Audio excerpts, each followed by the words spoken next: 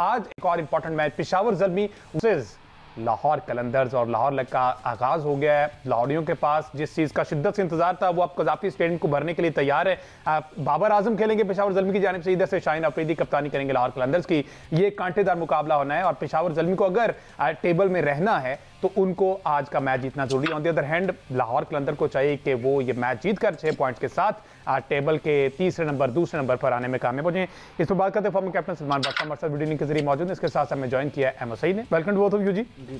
सलमान भी कल के मैच की बात की जाए, बैटिंग का फैसला किया टॉस जीतकर। वही ख्याल था कि 227 तो हमने पहले भी कर लिया था, लेकिन इस दफा शायद वो भूल गए कि इस्लामाबाद की बॉलिंग उस तरह से नहीं है जिस तरह की लाहौर की थी। ये ज्यादा तगड़ी बॉलिंग है या फिर बैटर्स जो हैं वो अपनी गलतियों से आउट हुए, क्या कहेंगे?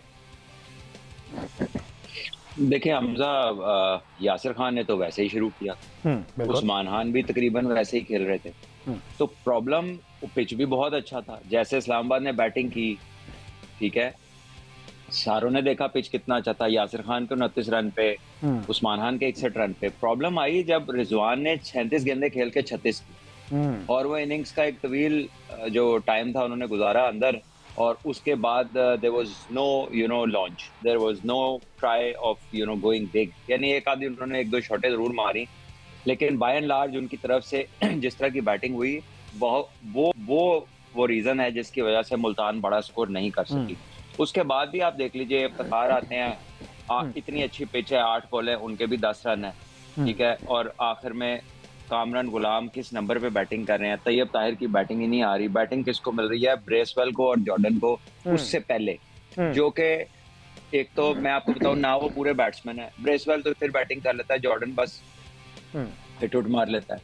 तो देखिए जब आपका हो सकता है उन्होंने कोशिश की हो कि जी ये आएंगे ये हिटिंग कर लेंगे, तो आप फिर या तो फिर आप बॉलिंग एक्सटेंड कर लें। अगर आपके पास इतनी बैटिंग है, अगर आप ये समझते हैं कि जॉर्डन भी ऊपर खेल सकता है, ठीक है, ब्रेसवेल भी ऊपर खेल सकता है, तो फिर कामरान और गुलाम और तैयब में से एक कम करके फिर एक बॉलिंग ऑप्शन ज्यादा कर लें, क्योंकि आपको पता है कि इस्लामाबाद जो है उसकी बैटिंग बहुत अच्छी है और उनकी विकेट लिए बगैर उनसे जीतना जो है वो तकरीबन मुमकिन नहीं लग रहा अभी फिलहाल। तो ऐसे में क्या इनकी प्लानिंग थी, क्या इन्होंने किया? तो मेरा ख्याल है अपने आप को ही ये ब्लेम कर सकते हैं, अपनी सोल सर्चिंग इन्हें करनी पड़ेगी। क्योंकि देखें इस्लामाबाद यूनाइटेड को अगर आप देखें कितनी बॉलिंग खेल रही थी, credit Imad Wasim, Nawaz 3, Jason Holder 4, Shadab 5, Salman Irshad 6, और अभी उन्होंने वो मसूद बच्चे को ओवर ही नहीं कराए, वो पूरा लेग स्पिनर है। बिल्कुल।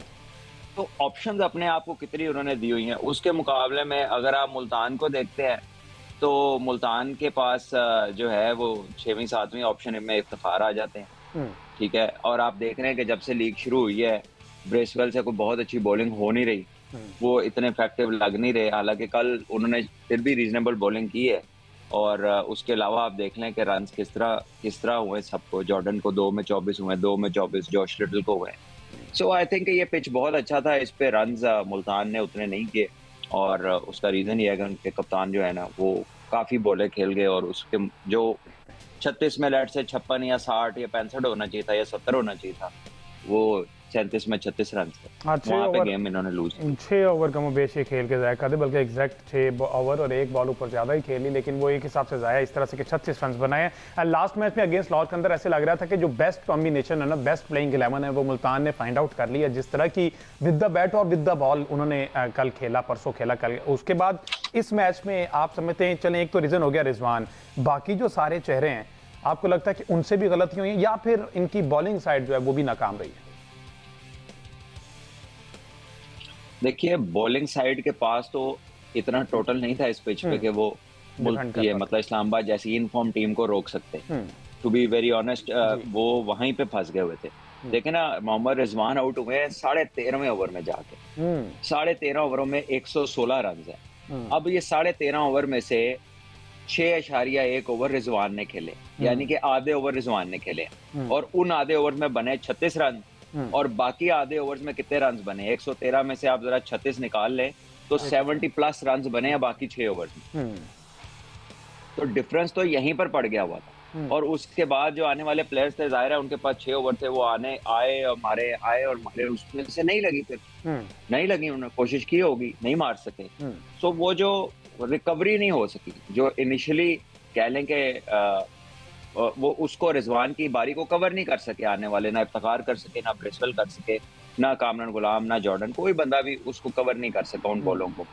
तो यही है कि एज ओपनर आपका काम यही होता है कि या तो फिर आप स्कोर चलाएं, क्योंकि एक था जैसे आप देख ले कराची जैसी पिच थी, अगर उसके ऊपर रिजवान इस तरह खेलते तो समझ आता है कि पार्टनरशिप लगाने की कोशिश कर रहे हैं, पिच मुश्किल है, इस पे इतना रन चाहिए नहीं। लेकिन ये जो कल का पिच था ये तो मतलब बहुत ही बैटिंग पिच था।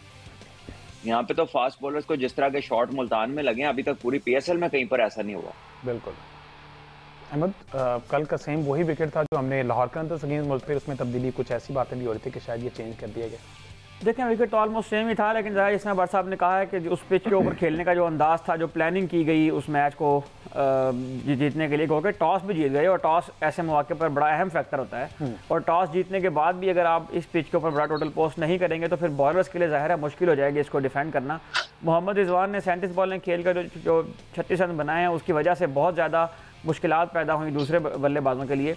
लेकिन मुझे मतलब अब इसके ऊपर टेक्निकली बट से ज़्यादा बेहतर रोशनी डाल सकते हैं कि इन पिचेस के ऊपर जेसन होल्डर जैसा बॉलर जो है वो नहीं किया जा रहा। अगर कराची की पिच होती तो वहाँ पर ज़ाहिर है कि स्लोअर वन कामयाब होते हैं, जेसन होल्डर तो आमतौर पर स्लोअर वन करते हैं। तो यहाँ पर तो जेसन होल्डर को जो है नहीं खेला जा रहा है। स्पिन की तो हम बाद में बात करें, इमाद वसीम जो है वो हमेशा आते हैं और नए बॉल के साथ आके बहुत ज़्यादा इकोनॉमिकल स्पेल वो निकाल कर चले जाते हैं।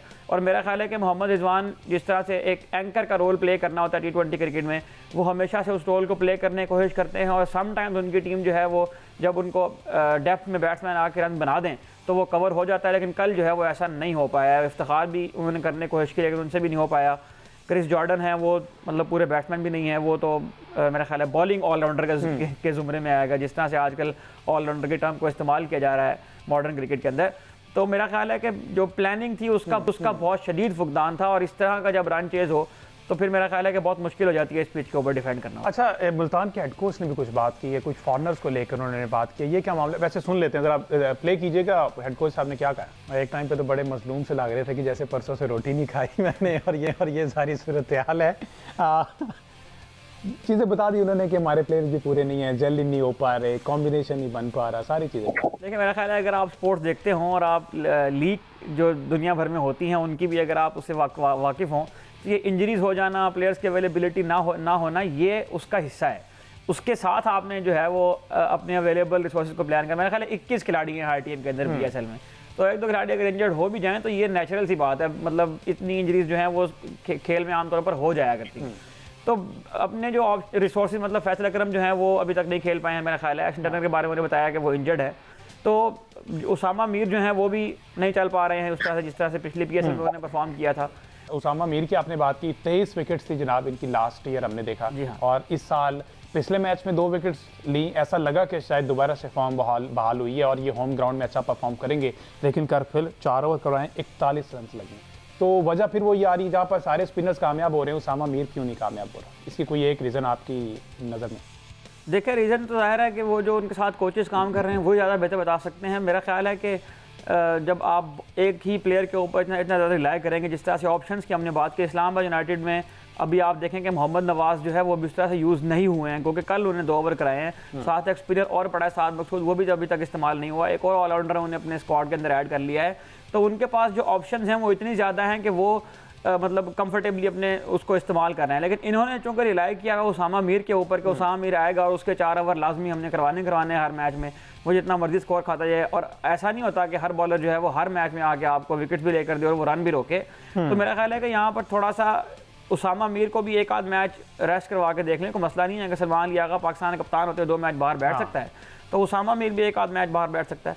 और मेरा ख्याल है कि इसमें नए जो बॉलर हैं उनको भी मौका मिलने का ज़्यादा इम्कान है। और अगर आप समझते हैं कि उसामा के ऊपर प्रेशर ज़्यादा है तो उस बर्डन को शेयर करें, उसामा को भी खिला लें, साथ ही एक और स्पेशल स्पिनर भी खिला लें।